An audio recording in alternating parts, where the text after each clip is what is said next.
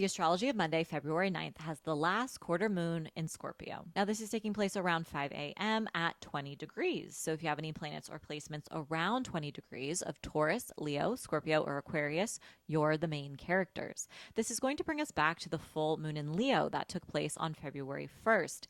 And also, very important to note that from this moment forward, we are entering the eclipse season portal. So, if you feel like timelines are speeding up and fated events, beginnings, endings, people are entering, exiting your life, you're not alone. The last quarter moon is the part of the moon's phase where we are releasing, integrating, and letting go. So, this is not a time to force yourself or to manifest. It's a time of integration, reflection, and kind of pruning and releasing what isn't working to create space for something that is more in alignment. Now, around 6 p.m., the moon in Scorpio will form an opposition with Uranus in Taurus, bringing an element of surprise to the day. This could look like a change of plans. It could look like an emotional big reaction or outburst, or it could look like something exciting, a divine download.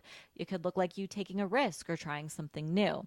One thing is for sure, plans are subject to change, so try to go with the flow as best as possible. Around 10:30 p.m., the moon in Scorpio forms a trine with Saturn in Pisces, bringing a sense of grounding to the day, which is very welcomed after that moon-Uranus opposition.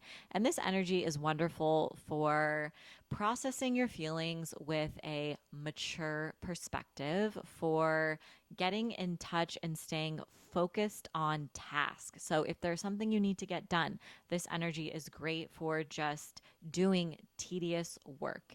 Also wonderful for connecting with people who you admire and respect, your elders, for doing ancestral work, and for seeking guidance from people who you respect. And if there is some sort of boundary that you need to navigate, this is a great time to navigate difficult conversations with a little bit more practicality and understanding. Around 11 p.m., the moon in Scorpio forms a square with Venus in Aquarius, and this can kick up our sensitivities and our need to be loved and our love language.